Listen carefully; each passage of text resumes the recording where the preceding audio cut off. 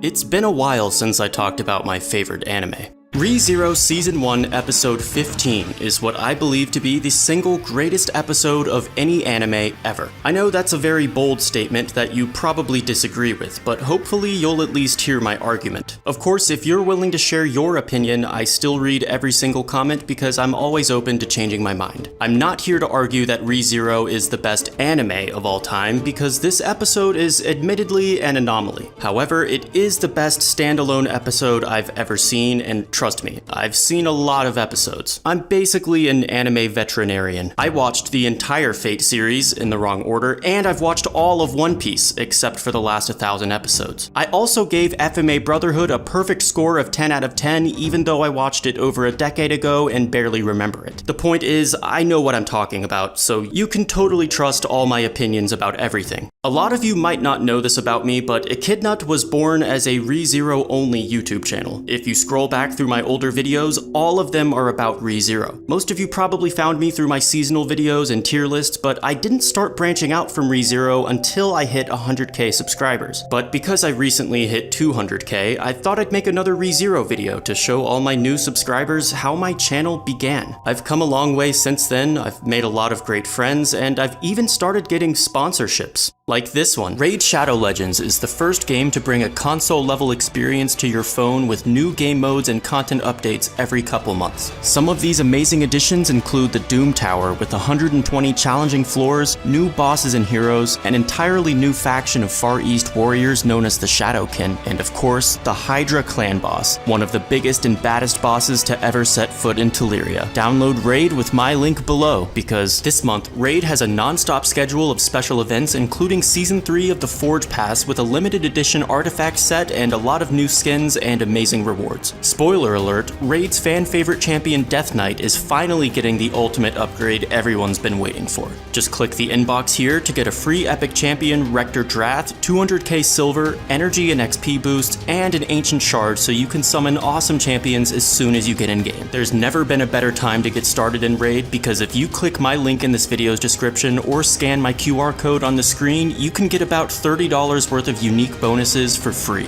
Thank you again to Raid Shadow Legends for sponsoring this video.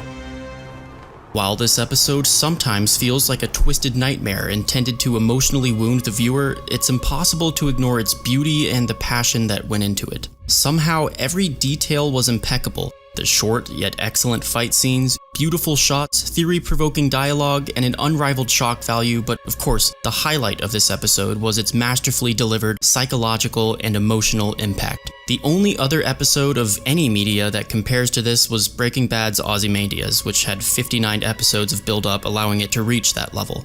But what allowed episode 15 of Re:Zero to flourish was the collective passion and genius from every party involved in its production. The writing, direction, music, and voiceover individually surpassed the pinnacle of perfection, but for all those pieces to also come together and complement one another was nothing short of a miracle. If this episode had even the tiniest flaw, it would have stood out like a sore cock. So I think a lot of luck was involved as well, but the most notable contributor to this episode's brilliance was the groundbreaking standard of cinematography that Re:Zero both introduced and retired in this episode. It came out of nowhere, left a dazzling impression, and then disappeared forever. This episode was truly an anomaly that won't be outclassed or replicated anytime in the foreseeable future. As a series, Re:Zero's primary strength was always the author's exceptional creativity, which naturally made it difficult for the anime to rival the source material. But this episode blew right past it and improved upon it in ways that have never again occurred in this anime. For the first and only time in Re:Zero, this episode made the source material its bitch. I could talk about it for hours, but I want to keep this video short, so without further hype, let's go ahead and analyze the masterpiece episode that made Re:Zero my favorite anime.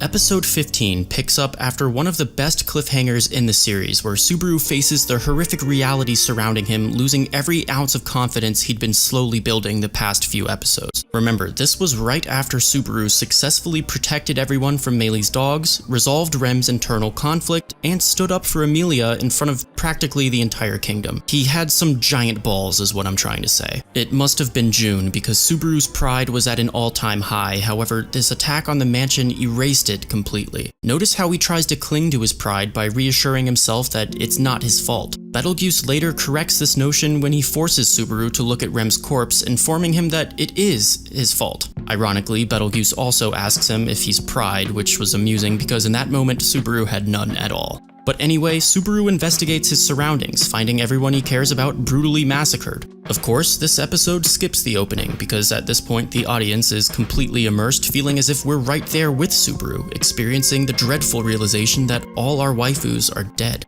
Although, I guess that isn't too bad considering my waifu has been dead for 400 years at this point, but my point is that it would have been irritating if they stuck the opening right in the middle of that. Plus, giving the audience time to process what they were shown probably would have broken the immersion. I know that might seem insignificant, but when we're talking about a masterpiece, every detail matters. Subaru dies a mysterious death and then respawns again at the Appa salesman, looking even more confused than us viewers. He's obviously traumatized, yet conscious enough to hug Rem out of pure desperation, giving us viewers our only moment of relief in the entire episode. Rem's character was beginning to shine a lot more at this point in the story, but this part of the episode did a fantastic job emphasizing how valuable Rem is to Subaru. It's heartbreaking, bittersweet, and uncomfortable to watch because us viewers and Subaru both know that something terrible awaits her, and the outcome isn't likely to improve if Subaru remains in his current state. The previous arc spent a lot of time building up Rem's animosity towards the witch cult, making her confrontation with them here a lot more significant. Rem finally comes face to face with the source of all her life's hatred, yet all she cares about right now is protecting Subaru. So instead of hatred, she's fighting the witch cult because of love, and I thought that was pretty poetic. Also, this brief action sequence was beautifully choreographed and very visually pleasing. Anyway, after the witch cult was built up for 15 episodes, we finally get to meet one of its leaders, which recontextualizes everything we've been hearing about the organization and puts a face to the villains in our imagination. But we already know that the witch cult is evil and crazy, so Betelgeuse fit the description we imagined he would have, yet he still shocked us despite meeting our expectations. Also, if Betelgeuse was in any other anime, he probably would have been laughed at. In theory, his character is so over the top and silly, it should have been a challenge to take him seriously and almost impossible to be afraid of him. But instead, what ReZero gave us was the greatest introduction to a villain in anime history. Until now, the focus of this episode was Subaru's broken mental state, but Betelgeuse makes him look totally sane in comparison. He quickly establishes himself as the ultimate maniac who spews out ridiculous nonsense about love and sloth, and yet, somehow, a lot of it makes sense. Betelgeuse has this obsession with the witch that feels oddly reminiscent of Subaru's obsession with Emilia. So when Subaru grows to hate Betelgeuse later this episode, he doesn't realize that what he hates is essentially an extreme version of himself. But symbolism aside, even though everything about Betelgeuse feels wrong, his dialogue holds a certain weight, unfitting for that of a madman. For example, one sentence from Betelgeuse was enough to convince 90% of the fanbase that Subaru is the Archbishop of Pride. Alright, that's a bad example. But Betelgeuse can sound oddly reasonable with the right context. Despite his willingness to kill his own followers over nothing, self-harm for no reason, and torture his victims while mocking them, I think the scariest thing about Betelgeuse was actually his intuition. He accuses Subaru of faking his insanity because although Subaru was clearly traumatized, for some reason his reactions were normal. He was sane enough to feel comforted by Rem, scared of Betelgeuse, and angry when Rem was tortured. A crazy person would have been unaffected by all of that, so from the perspective of Betelgeuse, Subaru was acting. It's left unclear whether or not Subaru was doing so intentionally, but Betelgeuse was right. The narration in the novel makes note of Subaru's apparent separation from reality, which was really just a state of extreme shock. While in shock, Subaru could have subconsciously acted crazy or even convinced himself he was crazy, most likely as a means of escapism. Ironically, most of us started watching ReZero as a means of escapism. But the true significance of Subaru's mental state was how perfectly Betelgeuse understood it. Just by watching him, Betelgeuse immediately recognized all of his weaknesses, including his false insanity, and that was a very frightening bit of characterization for Betelgeuse. My point though is that the author could have just written Subaru as insane, and that would have made sense to all of us. But it's these minor details like characters having psychological ambiguity that allowed ReZero to introduce such a goofy, obnoxious villain in a terrifying, magnificent magnificent way. He was very in-your-face and cartoonish, but that only made the few moments when Betelgeuse didn't seem crazy a lot scarier. The first time we saw,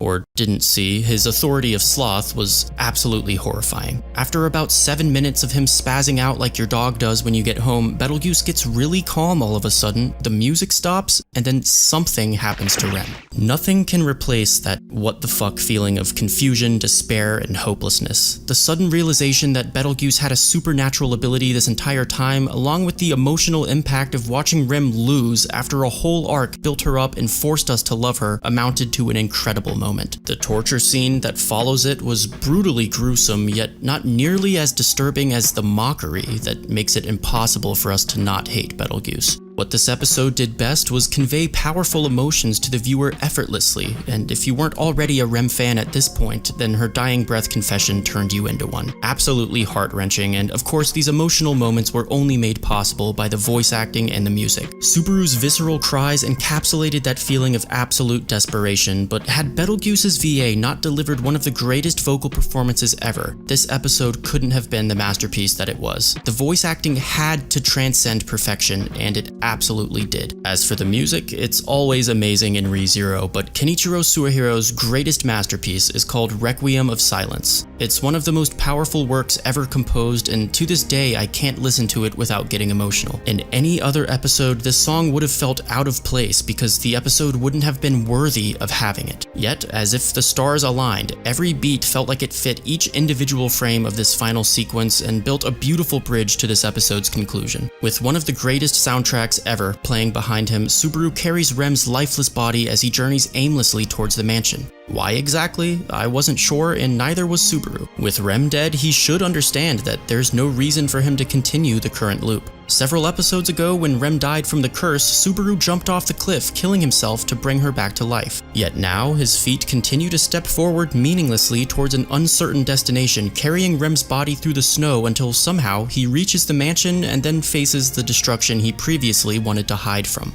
And until then, Subaru didn't know his hatred for Betelgeuse was the reason he continued living. But again, because Betelgeuse is the symbolic extreme of Subaru's character flaws, a lot of that hatred was redirected to himself. And just when we think this episode has already made us feel every emotion possible, we get mind-pucked. A giant beast bursts out of the mansion, delivers mysterious dialogue, Subaru's head falls off, the credits roll down, the music intensifies, the snow piles up, and we all just sit there staring at our screen through our tears, wondering what the puck just happened. How we felt at the end of that episode was exactly how Subaru felt at the beginning. They even added a little scene after the credits to show the progress Subaru made and the lesson he learned. The episode was structured like a movie because it resembled one in quality. But due to the emotional toll this episode inflicted, Puck's Beast of the End reveal was almost unsurprising, simply because it looks like it belongs in a nightmare, and this episode had already convinced me I was having one. What shocked me more than the big monster though was the cinematic brilliance of the credit roll, which was also the moment I realized I was in the middle of watching my favorite anime. Not only was I amazed by what this episode meant for the story I just became extremely invested in, but also how its quality transcended anything I'd ever seen before. After the roller coaster of emotions they packed into what was already a masterpiece, the way it concluded was beyond my comprehension. Honestly, if the series ended right there, I wouldn't have been mad because I knew immediately that nothing would ever top this episode. A lot of Re:Zero fans prefer episode 18, and believe me, that's also one of the best anime episodes I've ever seen, but episode 18 isn't shit compared to this one. And they knew that too. Re:Zero doesn't do rolling credits unless they know they've made a truly phenomenal episode, or if they're trying to replicate one. The Value of Life, for example, was certainly a phenomenal episode, but it was supposed to rival the quality of episode 15 and was even modeled after it. It copied the exact structure of season 1's masterpiece, yet couldn't match its quality. Although The Value of Life did become one of Re:Zero's best episodes, it's also evidence that episode 15 can't be replicated. Of course, the production team was different, but I don't think even the original team could make another episode 15. Like I said, it felt like a miracle how every element complemented the others as flawlessly as they did, and I'm not saying the quality was accidental, but I do think a certain degree of luck was necessary to accomplish that. I'm a huge fan of Re:Zero, and I really loved season 2, but what it lacked was a distinctive masterpiece episode. And Omega, but anyway. I'm not a film expert or anything, just someone on the internet internet with an opinion. If you agree with it or disagree with it, please let me know in the comments. I'm like the only YouTuber that still reads all of them because, I don't know, maybe one of you will change my mind. I'm gonna have some more seasonal anime videos coming soon, but thank you for watching. I'm out for now. Keep talking about ReZero. Peace out.